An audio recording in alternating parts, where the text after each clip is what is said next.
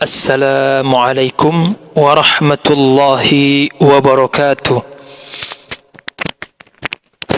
Alhamdulillahi wahda, wassalatu wassalamu ala man la nabiyya ba'da, wa la hawla wa la quwwata illa billah.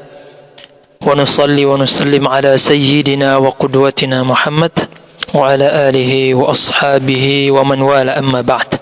Rabbi shrah li sadri wa yassir li amri wa hlul 'uqdatam min lisani yafqahu qawli. Allahumma 'allimna ma yanfa'una wa anfa'na bima 'allamtana wa zidna min karamika 'ilman nafi'an ya rabbal alamin. Allahumma la 'ilma lana illa ma 'allamtana innaka anta 'allamul ghuyub. Allahumma faqihna fid din wa 'allimna at-ta'wil. Teman-teman sekalian, ikhwah dan akhwat yang sama berbahagia, alhamdulillah malam ini kita bisa melanjutkan kembali kajian rutin kita dengan serial aqidah, ya. Kitab Aqidatul Awam, yang dimana ini menjadi kewajiban kita untuk kita pelajari bersama, ya. Karena teman-teman sekalian, sebagaimana yang sudah kita jelaskan bahwa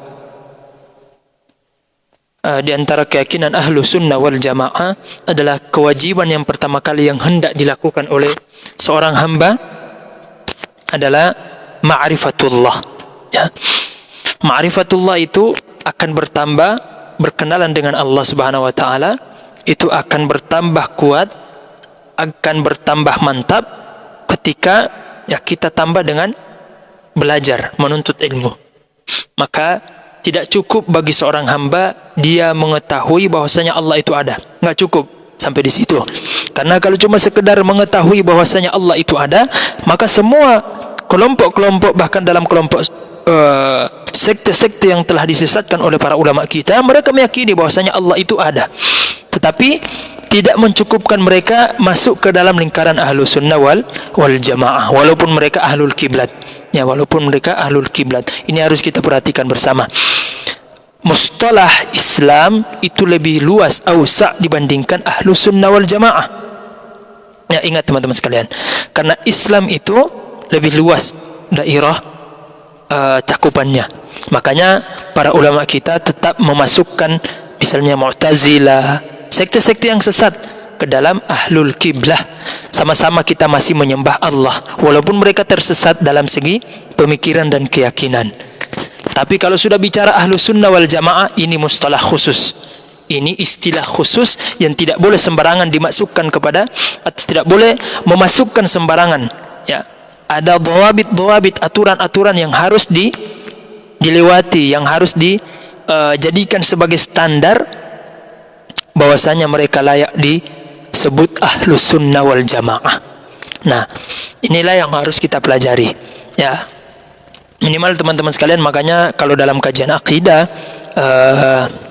an-nazar itu minimal kata para ulama kita bisa menyimpulkan keberadaan Allah dengan menggunakan beberapa metode, ya, beberapa premis, ya. Misalnya alam ini diciptakan, dan semua yang diciptakan itu, semua yang ada itu diciptakan oleh Allah Subhanahu wa taala. Berarti alam semesta ini adalah ciptaan Allah Subhanahu wa taala.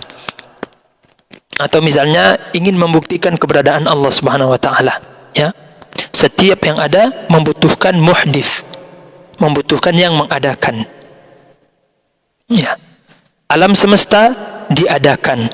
Nah, siapa yang mengadakan? Pasti Allah Subhanahu wa taala. Nah, minimal dengan logika-logika sederhana seperti itu sudah menggugurkan kewajiban kita kepada kewajibannya itu an-nazar, ya, berfikir. Nah, itu yang ditekankan oleh para ulama kita. Nah, teman-teman sekalian, alhamdulillah pekan lalu kita sudah membahas beberapa sifat-sifat Allah Subhanahu wa taala yang wajib bagi Allah dan juga wajib untuk kita ketahui sebagai hamba Allah Subhanahu wa taala. Karena sebagaimana kata Imam Ghazali dalam kitab Al-Iqtisad fil I'tiqad yang selalu kita ulang-ulang bahwa, ya, ijma', sepakat para ulama kita, batal ibadah seorang hamba kalau dia menyembah kepada Allah Subhanahu wa taala biduni ma'rifatih, ya, tanpa mengetahui siapa yang dia sembah, ya. Karena menyembah sesuatu yang kita tidak tahu ya, menyembah sesuatu atau menyembah Tuhan yang kita tidak tahu sifat-sifatnya, maka ini kesia-siaan. Nah, begitu juga ketika kita menyembah Allah Subhanahu wa taala, kemudian kita tidak tahu siapa Allah Subhanahu wa taala, ya. Maka ini kata para ulama kita, ibadahnya itu sia-sia. Maka kita butuh, ya, pengetahuan tentang sifat-sifat Allah Subhanahu wa taala sebagai bentuk realisasi kita untuk mengenal Allah Subhanahu wa taala. Walaupun nanti kalau sudah bicara teman-teman sekalian, bedakan antara bicara zawat atau zat Allah dengan bicara sifat-sifat Allah. Bicara zat Allah atau tafakkur fi zat itu mamnu, dilarang oleh syariat. Bahkan Rasulullah sallallahu alaihi wasallam sendiri melarang, ya. Tafakkaru, sebagaimana kata Rasulullah, tafakkaru fil khalqi wala tafakkaru fil khaliq. Janganlah berfikirlah tentang keadaan alam semesta ini. Karena berfikir tentang alam semesta, berfikir dengan sesuatu yang diciptakan oleh Allah Subhanahu wa taala akan menguatkan akidah kita. Beda dengan berfikir kepada zat Allah. Makanya Rasulullah larang, wala tafakkaru fi dzat atau fil khaliq.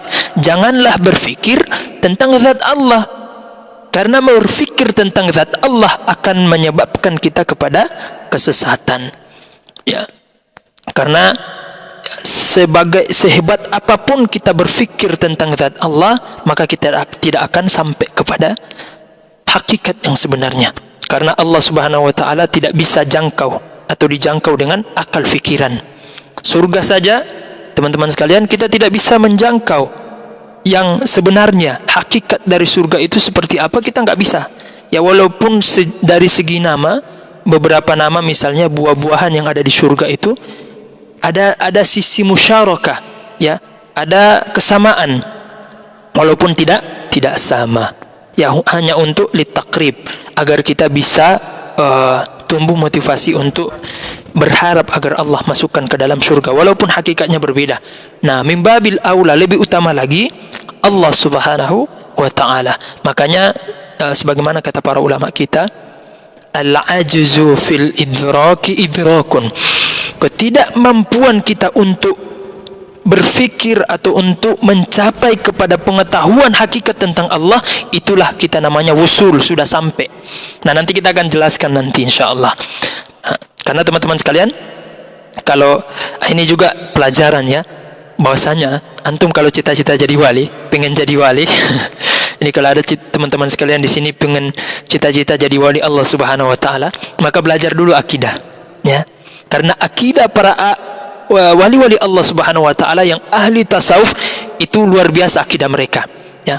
Makanya kita dapati teman-teman sekalian, rata-rata, ya, para ulama-ulama kita yang sudah sampai kepada maqam yang sangat tinggi di dalam ilmu tasawuf, di dalam maqam wali-wali Allah Subhanahu wa taala, kita akan dapati mereka sangat ahli dalam ilmu akidah. Imam Junaid, ya, luar biasa. Beliau sangat pakar dalam akidah. Bahkan salah satu di antara Imam Naqsyabandi dalam ahli tasawuf itu beliau ahli kalam, ahli akidah, mutakallimun, ya. Mutakallim itu gelar kepada orang-orang yang sudah hebat dalam akliyat. Kemudian siapa? Imam Ghazali. Siapa Imam Ghazali? Siapa yang enggak kenal Imam Ghazali? Ya, madrasah, pemikiran beliau itu luar biasa, bahkan dikaji, ya, sampai sekarang dikaji oleh para ulama kita dan ulama-ulama yang lain yang ahli tasawuf. Nah, rata-rata mereka itu juga ahli akidah. Nah, makanya makom tertinggi dalam akidah itu adalah ketidakmampuan kita untuk sampai kepada pemahaman yang sebenarnya hakikat tentang Allah Subhanahu wa taala. Karena apa yang kita pahami tentu berbeda dengan yang sebenarnya.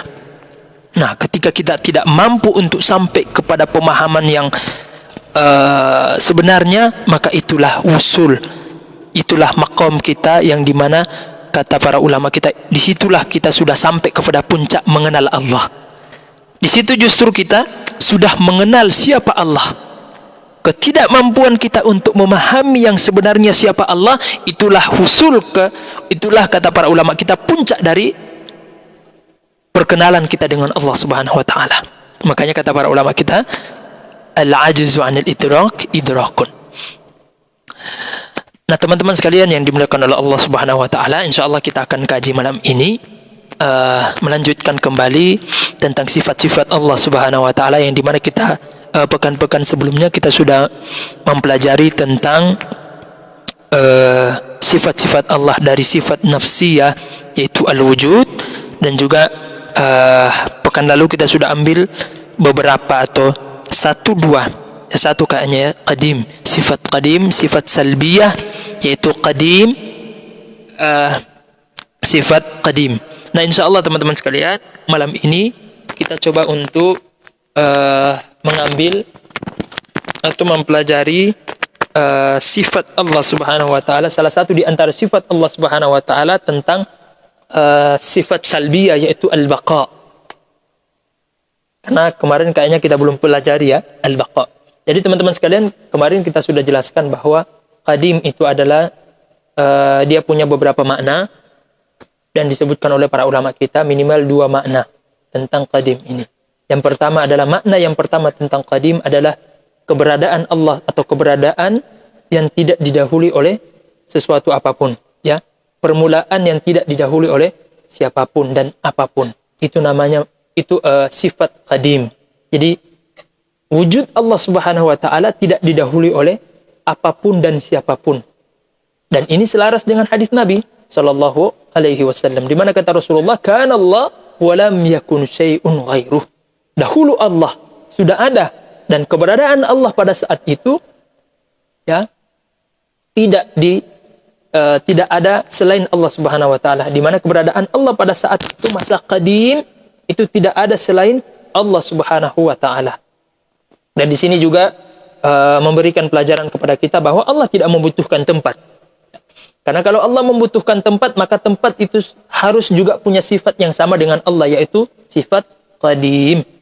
Terus kalau sudah begitu, siapa dahulu ada? Allah atau tempat? Sedangkan kata Rasulullah SAW, bahwasanya kana Allah wa lam yakun syai'un ghairuh. Allah sudah ada, dan pada saat keberadaan Allah pada saat itu tidak ada lagi selain Allah Subhanahu wa taala. Di sini juga membatalkan bahwa Allah tidak membutuhkan tempat. Allah tidak membutuhkan tempat. Makna yang kedua adalah keberadaan Allah Subhanahu wa taala itu, yaitu sifat qadim adalah sifat yang dimana keberadaan Allah tidak melalui proses ketiadaan. Itu makna dari salah satu di antara makna qadim yang dijelaskan oleh para ulama kita. Ya, beda dengan, dan lawan kata dari qadim itu hadis. Dan hadis itu adalah keberadaan yang didahului oleh ketiadaan. Ada melewati proses ketiadaan, dan ini identik dengan makhluk, terutama kita manusia. Karena manusia itu ada setelah melewati proses ketiadaan, ya. Setelah melalui proses ketiadaan, maka manusia dikatakan hadis. Hadis adalah keberadaan yang dimana melewati proses ketiadaan. Makanya otak kita, akal pikiran kita yang lurus tidak bisa menerima ya kalau ada manusia yang mengaku Tuhan. Kenapa? Karena sudah gugur, ya. Sudah gugur dari sisi akliyat, dari segi akal sehat, bahwasanya dia saja diciptakan. Bagaimana mungkin Tuhan diciptakan? Ya, seharusnya Tuhan itu menciptakan. Dan seharusnya keberadaan Tuhan itu, kalau dia mengaku Tuhan, harusnya dia dulu, ya, keberadaannya itu tidak didahului oleh siapapun. Tapi selama dia ada, kemudian ternyata orang tuanya lebih dahulu, seharusnya orang tuanya yang lebih Tuhan daripada dia, ya. Makanya ini nggak masuk di akal sehat. Dan ini juga fungsi di antara kita mempelajari akidah Ahlus Sunnah wal Jamaah seperti ini, agar kita kuat pendalilan kita dari segi akal pikiran kita untuk menerima mana Tuhan yang asli dan mana Tuhan yang KW. Nah, itu di antara makna qadim. Dan kita juga sudah jelaskan tentang pembagian dari qadim, ya. Ada qadimun dzati, dan ini adalah qadimnya Allah Subhanahu wa taala, dan ada juga qadim zamani. Kita sudah jelaskan juga, memberikan contoh seperti bangunan yang tua. Juga kita makna pembagian yang ketiga tentang qadim, yaitu qadim idhafi. Dan kita kasih contoh juga kemarin tentang qadim idhafi itu seperti keberadaan kita atau keberadaan orang tua. orang tua kita ya, di mana orang tua kita lebih qadim, lebih lama dibandingkan kita dari sisi idhafi ya, dari sisi idhafiyah. Nah, teman-teman sekalian yang dimuliakan oleh Allah Subhanahu wa taala, insyaallah malam ini kita akan mengkaji atau melanjutkan sifat yang wajib bagi Allah Subhanahu wa taala, yaitu sebagaimana yang ada di matan kemarin kita baca, fallahu mawjudun qadimun baqi. Nah, salah satu di antara teman-teman sekalian sifat salbiyahnya Allah Subhanahu wa taala setelah qadim adalah baqa. Nah, baqa itu apa? Insyaallah kita akan jelaskan malam ini. Mudah-mudahan kita bisa ambil juga mukhalafatun lil hawadits dan juga sifat qiyamuhu binafsihi ya. Qiyamuhu binafsihi. Nah, teman-teman sekalian yang dimuliakan oleh Allah Subhanahu wa taala, apa itu baqa? Sifat baqa. Nah, teman-teman sekalian yang dimuliakan oleh Allah Subhanahu wa taala, sifat baqa itu kalau kita sederhanakan dalam bahasa Indonesia adalah sebagaimana bahasa Arabnya baqiya yabqa, tetap pada tempatnya. Itu secara bahasa jika kita terjemahkan secara literal. Tapi kalau lebih sederhana lagi, bahasa kekinian itu unlimited ya. Tidak ada akhirnya. Unlimited ya. Dan ini baqa ini menguatkan sifat qadim. Ketika Allah qadim kemudian ditambah baqa, sudah cukup untuk menguatkan bahwasanya Allah itu adalah Tuhan. Jadi Allah sudah punya sifat qadim ya, di mana keberadaan Allah tidak didahului oleh siapapun dan apapun, kemudian ditambah dengan sifat baqa, subhanallah. Ini sudah cukup sekali untuk membuktikan bahwa Allah Subhanahu wa taala itu adalah Tuhan, dan kita menetapkan sifat itu. Karena memang Tuhan itu harus punya dua sifat ini ya, baqa. Kalau dia walaupun qadim tapi enggak baqa, akan binasa, maka ini adalah bukan Tuhan ya. Bagaimana mungkin Tuhan kemudian akan binasa ya, akan tiada nanti ya. Maka Tuhan harus punya sifat baqa ya, harus punya sifat baqa. Karena kalau dia tidak baqa, dia akan berakhir, dan berakhir itu salah satu di antara ciri makhluk masuk ke dalam makna hadis. Hadis itu keberadaan atau ada yang melewati proses ketiadaan. Dan hadis, salah satu di antara ciri-ciri hadis adalah dia punya masa tenggang waktu ya, dia punya masa berlaku ya. Karena hadis itu makhluk, dan makhluk pasti ada batasan waktu. Nah, berbeda dengan Allah Subhanahu wa taala sebagai Tuhan. Maka Allah Subhanahu wa taala wajib memiliki sifat baqa. Nah, itu tadi. Makna baqa secara literal bahasa adalah tidak adanya pengakhiran ya. Tidak ada pengakhiran, atau kita sederhanakan lagi yaitu unlimited. Terus ada, bahkan sampai alam semesta ini tiada, Allah tetap akan ada. Nah, dalil naklinya apa? Dalil ayat suci Al-Quran. Allah sendiri yang menegaskan dalam surat Ar-Rahman, wa yabqa wajhu rabbika dzul jalali wal ikram. Dan Allah akan tetap ada bahkan pada saat ketiadaan, pada saat hari kiamat yang menghabiskan atau mengakhiri semua kehidupan, Allah akan tetap ada. Wa yabqa wajhu, di sini bukan wajah kita ya, bukan seperti wajah ini, bukan wajah bermakna tajsim ya, tapi bermakna zat. Karena bermasalah kalau kita artikan di sini dengan literal, maka bermasalah sekali. Wa yabqa wajhu rabbika dzul jalali wal ikram, dan Allah akan tetap, dan wajah Allah akan tetap ada, sedangkan yang lain telah binasa kecuali wajah Allah. Itu enggak bisa masuk akal kita. Bagaimana mungkin ya yang lain binasa kemudian hanya wajah yang ada ya? Itu diantara kebatilan yang satu. Artinya tidak masuk di akal dan tidak sesuai dengan prinsip akidah Ahlus Sunnah wal Jamaah. Yang kedua, kalau seandainya wajh di sini bermakna literal wajah kita, nah bagaimana kita akan menerjemahkan ayat-ayat yang berkaitan dengan wajah, yang punya makna atau punya lafaz yang menyinggung lafaz wajah. Misalnya dalam surat Al-Baqarah, fawalli wajhaka, aina matakunu, bukan itu. Bagaimana ayatnya itu? Bukan ainama takunu, bukan ainama takunu, tapi ainama.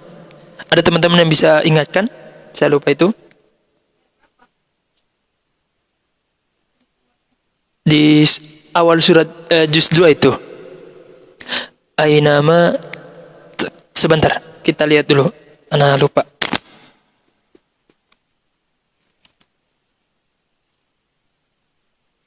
Juz 2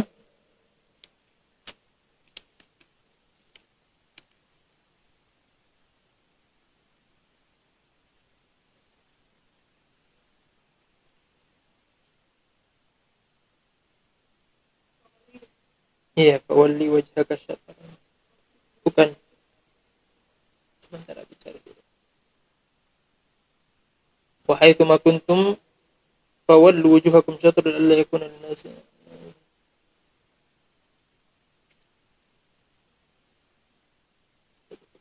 Walikulli wijhatun huwa mawallal rabbika alladziina atina.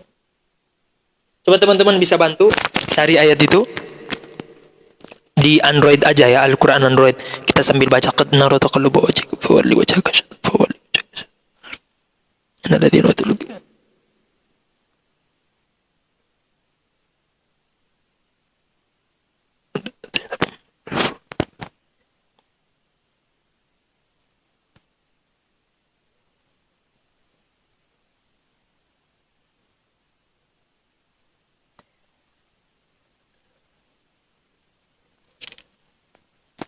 Mana ayatnya ya? Wa min haitsu kharajta fawalli wajhaka syatral masjid wa ma kuntum. 148 ya, coba kita lihat 148. 148. Wa min haitsu kharajta fawalli wajhaka syatral masjidil haram wa haitsu ma kuntum fawallu wujuhakum syatra li alla yakuna lin-nasi 'alaikum hujjatun illal ladzina Allah fala takhshawun kama arsalna fikum.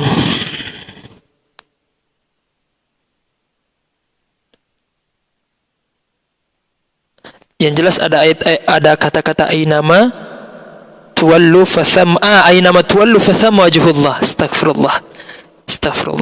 Ainama tuwallu fatham wajhullah. Nah, teman-teman sekalian, ayat ini membatalkan juga tentang makna wajah. Kalau dalam artian wajah dengan secara lafaznya, bahasanya adalah anggota tubuh, ainama tuwallu fathama wajhullah, dan dimanapun engkau menghadapkan, dimanapun kalian beradab atau menghadap, maka di situ wajah Allah. Kalau kita artikan secara anggota tubuh, maka bahaya sekali. Berarti Allah di mana-mana dong, wajah Allah di mana-mana, maka tidak sesuai. Dan ini kita sudah sering ulang-ulang bahwa dalam kajian tatanan lafaz atau teks-teks Al-Quran itu, para ulama kita secara umum Ahlus Sunnah wal Jamaah bahkan masuk dalam kajian usul fikih, di mana para ulama kita membagi ayat-ayat itu ya. Ada ayat yang sifatnya zahir, ada yang nas yang paling tinggi. Zahir, nah seperti ini, ayat-ayat yang punya makna lebih dari satu. Ya, makna lebih dari satu. Dan bisa dibawa kepada makna itu, ya. Makna marjuh selama ada dalil yang mendukung untuk membawa kepada makna itu. Nah, salah satunya ini, kita bisa bawa kepada makna wa yabqa wajhu rabbika dzul jalali, artinya adalah zat Allah yang tetap. Kalau makna yang di ayat surat Al-Baqarah itu tadi adalah ridwan, keridhaan Allah Subhanahu wa taala. Keridhaan Allah Subhanahu wa taala. Nah, teman-teman sekalian yang dimuliakan oleh Allah Subhanahu wa taala. Nah, kita lanjutkan kembali tentang sifat baqa. Ya, sifat baqa. Jadi makna yang secara literal adalah unlimited, itu secara bahasa. Adapun secara istilah adalah adamu ikhtitam al-wujud. adamu ikhtitam atau adamu al-ikhtitam al-wujud. Tidak ada pengakhiran, ya. Jadi keberadaan Allah Subhanahu wa taala, wujud Allah itu tidak akan berakhir. Ya, walaupun seisi dunia dan semesta alam ini berakhir, Allah tetap akan ada. Karena Allah ya punya sifat baqa. Ya. Nah, karena kalau Allah tidak bersifat dengan baqa, ini bahaya, ya. Karena lawan kata dari baqa itu adalah fana, ketiadaan, ya, atau ketidakabadian. Maka baqa itu lawan kata dari fana. Kalau Allah tidak punya sifat baqa, berarti Allah fana, dan fana itu adalah sifat makhluk. Ya, karena keberadaan Allah itu keberadaan manusia, keberadaan semua makhluk, bahkan malaikat pencabut nyawa sekalipun itu akan berakhir, ya, punya akhir, walaupun nanti Allah akan hidupkan kembali. Ya, intinya makhluk itu tidak punya sifat baqa, kecuali nanti ada beberapa makhluk yang memang Allah berikan khusus sifat baqa. Bukan makhluk itu yang mengadakan sifat baqa itu sendiri, tapi Allah yang mengadakan pada zatnya. Misalnya seperti surga dan neraka. Ya, surga dan neraka. Ya, mereka itu makhluk Allah Subhanahu wa taala yang punya sifat khusus yang Allah berikan baqa. Walaupun secara akal itu bisa binasa, karena namanya makhluk pasti akan binasa. Tapi secara syar'an, secara syar'i, ya, dan Allah mendukung, ya, keberadaan secara abadi, maka surga dan neraka itu akan kekal dan selamanya, ya, kekal abadi selamanya. Walaupun secara akal boleh, ya. Dan ini juga perdebatan ulama kita, ya, Ahlus Sunnah wal Jamaah dengan para filosof, para ahli filsafat Yunani, ya, para filosof, ya, yang mengingkari atau yang mengatakan bahwasanya alam semesta ini qadim. Kalau alam semesta qadim, terus siapa yang dahulu Allah ciptakan? Ya, Allah atau alam semesta? Ya, sedangkan Allah mengatakan, Rasulullah katakan bahwasanya kan Allah walam yakun syai'un ghairuh. Allah ada, dan keberadaan Allah pada saat itu tidak ada lagi, tidak ada yang lain, tidak ada siapapun dan apapun pada saat itu. Kemudian Allah menciptakan setelah Allah ada. Jadi Allah itu ada, ya, tanpa melewati proses ketiadaan. Dan Allah tidak menciptakan dirinya. Jangan salah faham. Jadi Allah itu memang sudah ada, ya, Allah sudah ada, tanpa harus menciptakan dulu dirinya. Jadi Allah sudah ada. Nah, pada saat Allah sudah ada tersebut, setelah beberapa waktu kemudian, baru Allah menciptakan waktu, Allah menciptakan tempat, Allah menciptakan arah, atas bawah, kiri kanan, belakang depan, ya, samping kanan, samping kiri. Allah ciptakan itu semua. Kemudian Allah ciptakan juga waktu. Apalagi Allah ciptakan alam semesta, manusia dan seisinya. Nah, jadi kalau seandainya Allah Subhanahu wa taala tidak memiliki atau tidak bersifat dengan sifat baqa ini, maka, ya, Allah itu bukan Tuhan. Tapi alhamdulillah Allah memiliki sifat ini. Dari mana kita simpulkan? Dari dalil-dalil teks-teks Al-Qur'an, kemudian juga dari dalil hadis Nabi SAW, dan dalil akal yang menguatkan kita untuk menetapkan Allah punya sifat baqa. Karena teman-teman sekalian, sebagaimana kata para ulama kita, khususnya ahli kalam, ahli akidah, kullu ma jaza alaihi al-adam alaihi qat'an yastahilu al-qidam. Jadi sesuatu atau semua yang bisa atau memungkinkan untuk tiada, untuk untuk binasa, maka ini mustahil dia memiliki sifat qadim. Dan kalau sudah mustahil memiliki sifat qadim, maka tafadhal Syekh Ridwan. Waalaikumsalam warahmatullah. Silakan. Live. Beliau minta izin karena ada agenda ngajar. Nah, kalau semua atau sesuatu itu dia punya kemungkinan atau bisa tiada, maka mustahil dia juga qadim, ya. Karena dia bisa berakhir, maka sesuatu yang berakhir atau punya pengakhiran itu tidak bisa mensifati atau tidak bisa disifati dengan qadim. Dan kalau sudah tidak bersifat qadim, maka dia bukan Tuhan lagi. Baqa juga itu ikut hilang. Karena qadim itu selalu terikat dengan baqa, ya. Ketika Allah Subhanahu wa taala menetapkan bahwasanya Allah bersifat dengan qadim, maka baqa ini ikut, ya. Tiada akhir atau tidak ada pengakhiran bagi Allah, itu ikut, ya, ikut dengan sendirinya. Nah, teman-teman sekalian yang dimuliakan oleh Allah Subhanahu wa taala, jadi sampai di situ mudah-mudahan teman-teman bisa paham, ya. Insyaallah untuk sifat baqa ini tidak terlalu membutuhkan waktu yang banyak untuk memahaminya dengan baik, ya. Insyaallah mudah dipahami. Dia termasuk yang bukan sesuatu yang rumit. Nah, kalau begitu kita pindah kepada setelah baqa, sifat baqa ini masuk dalam jajaran atau pembagian sifat salbiyah, ya. Jadi sifat salbiyah itu antum semua teman-teman bisa hafal, ya, dan nanti ajarkan ke anak-anak kita, ya. Jadi sifat nafsiyah itu saya rasa sudah ada lagu-lagunya, bahkan sudah dibuat semacam nazam, ya, lagu-lagu, ya, nasyid gitu. Wujud kidam baqa, tapi ana kurang hafal nadanya, ya. Nah, teman-teman sekalian, jadi sifat salbiyah setelah baqa itu adalah mukhalafatul hawadits. Nah, mukhalafatul hawadits itu apa? Nah, di sini juga dijelaskan, ya, teman-teman sekalian, di matan Aqidatul Awam ini kata beliau, fallahu mawjudun qadimun baqi mukhalifun lil khalqi bil itlaqi. Nah, sifat yang berikutnya setelah baqi itu adalah mukhalafatul hawadits. Mukhalafatul hawadits ini kita akan jelaskan, ya, maksudnya apa? Teman-teman sekalian, jadi wajib bagi Allah setelah menetapkan sifat qadim, baqi, maka Allah juga harus menetapkan atau bersifat dengan mukhalafatul hawadits, ya, menyelisihi sesuatu yang hadis. Pokoknya Allah tidak sama dengan siapapun dan apapun, ya.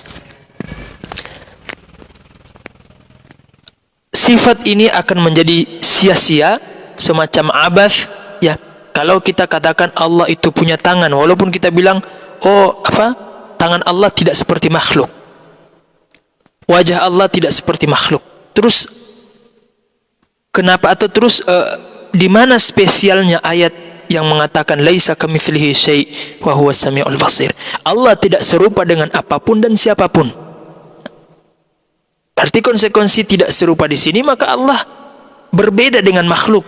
Kalau makhluk bertubuh, Allah bukan bertubuh. Kalau makhluk bersifat, punya sifat-sifat yang misalnya seperti putih, hitam, kemudian gerak, diam, dan sebagainya, maka Allah tidak seperti itu.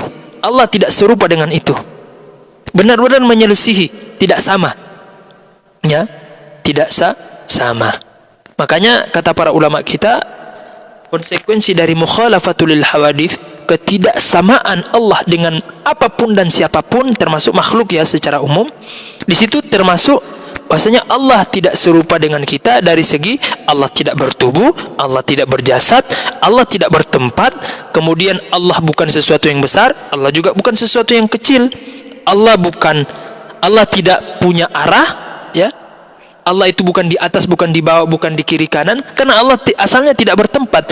Karena alasan Allah itu ada bukan karena jism, bukan karena tempat, tapi karena Allah itu ada. Allah itu ada karena Allah itu ada. Dan juga Allah itu ada karena Allah punya sifat-sifat, mausufun bis sifat. Karena sesuatu yang ada pasti punya sifat. Mustahil sesuatu yang enggak ada kemudian punya sifat. Bagaimana mungkin sesuatu yang enggak ada kemudian punya sifat? Ya. Itu mustahil. maka sesuatu yang ada itu harus mutalazim atau mulazim atau harus terikat dengan sifat. Jadi ketika kita mengatakan Allah itu ada, taib Allah itu ada, di mana Allah? Itu salah, karena keberadaan Allah tidak terikat dengan tempat, tapi terikat dengan sifat. Allah punya sifat. Ya, sampai di sini paham ya? Makanya setan biasanya masuk di pintu sini nih. Makanya Rasulullah sudah mewanti-wanti dari jauh-jauh hari. Kata Rasulullah, tafakkaru fil khalqi wala tafakkaru fil khaliq. Berfikirlah, ya, renungilah sesuatu yang berkaitan dengan ciptaan Allah Subhanahu wa taala. Karena ketika kita merenungi ciptaan Allah, itu justru akan menguatkan keimanan kita kepada Allah Subhanahu wa taala. Ya, dan jangan pernah berfikir tentang zat Allah. Apakah Allah itu punya tangan? Itu justru akan menyesatkan kita. Makanya solusi yang diberikan ulama Ahlus Sunnah wal Jamaah, baik Asy'ari maupun Maturidi, adalah membawa kepada makna yang lain yang justru lebih cocok dan sinkron dengan hadis ini, di mana kata Rasulullah, tafakkaru fil khalqi, ya, membantu kita untuk berfikir kepada ciptaan Allah. Ketika misalnya kita mendengar ayat Ar-Rahmanu 'alal arsy istawa, ya, Ar-Rahman maksudnya Allah, ya, beristiwa di atas arsy. Nah, ketika kita mendengar ayat ini, kita imani ayat ini.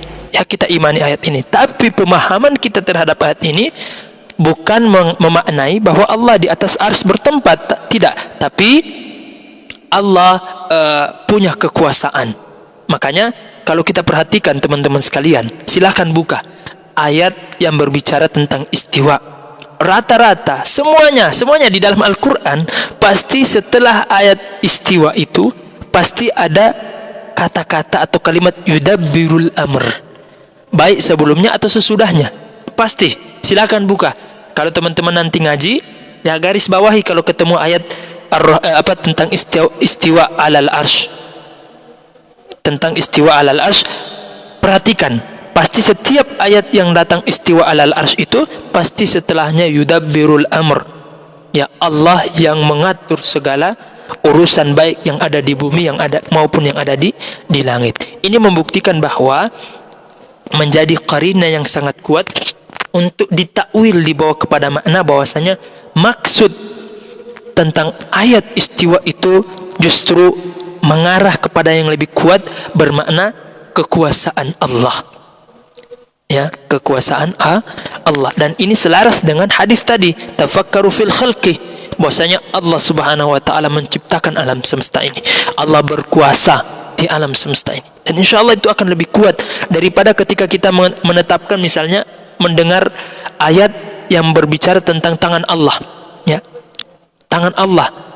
Ketika kita mendengar tangan Allah kemudian kita menetapkan, oh Allah punya tangan. Ya. Sampai di situ kita bilang jangan berfikir tentang tangan Allah, tapi imani saja. Bagaimana mungkin kita mengajak akal kita untuk jangan berfikir? Akal itu tidak bisa kita ajak untuk jangan. Ya, jangankan kita bilang jangan, kita saja teman-teman sekalian. Antum bisa lihat video. Jadi ada video saya pernah nonton, ya, video. Siapa yang ahli hipnotis dulu itu? Yang siapa namanya? Yang sering pakai slayer itu. Terus pakai hitam-hitam. Temannya Deddy Corbuzier, siapa namanya ya? Yang ahli hipnotis loh. Saya lupa namanya. Sekarang dia sudah bertobat, ya, sudah hijrah, sudah nggak pernah lagi hipnotis. Tapi kemarin video terakhir saya lihat dia pergi umroh. Nah, teman-teman sekalian, ada yang menarik dari cara dia untuk memahami tentang psikologi manusia. Sedikit teman-teman sekalian, ya, ini informasi aja buat antum. Jadi dulu Ana juga pernah belajar hipnotis. Jadi hipnotis itu tidak melulu harus dengan sihir. Ada hipnotis yang tidak ada berkaitan dengan sihir. Ya, tapi memang dia potensi yang Allah berikan kepada kita, setiap manusia. Makanya kata Rasulullah apa di dalam hadis? Inna fil bayani la sihr. Bahwasanya pada retorika itu ada sihir. Jadi kalau kita belajar semiotika dalam jadi semiotika ini salah satu cabang ilmu yang dikaji di barat yang berkaitan dengan mantik. Tapi kalau kita mantik, aduh habis ya. Di Zoom sudah habis teman-teman sekalian.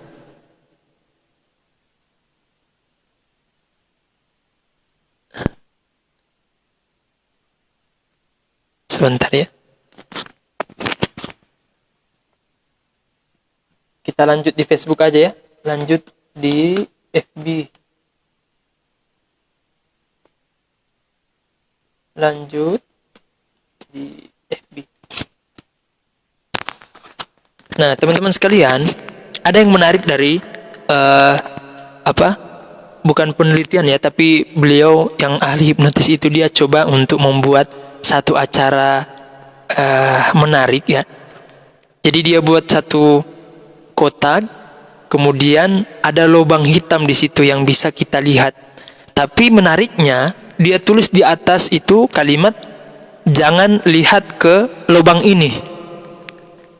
Nah, dia ingin membuktikan ke kita. Jadi sebelum dia menguji bahwasanya alam bawah sadar manusia itu, semakin kita bilang jangan, ya justru dia merasa penasaran untuk ya. Kita ingin membuktikan bahwa akal kita itu nggak bisa kita bilang berhenti di situ.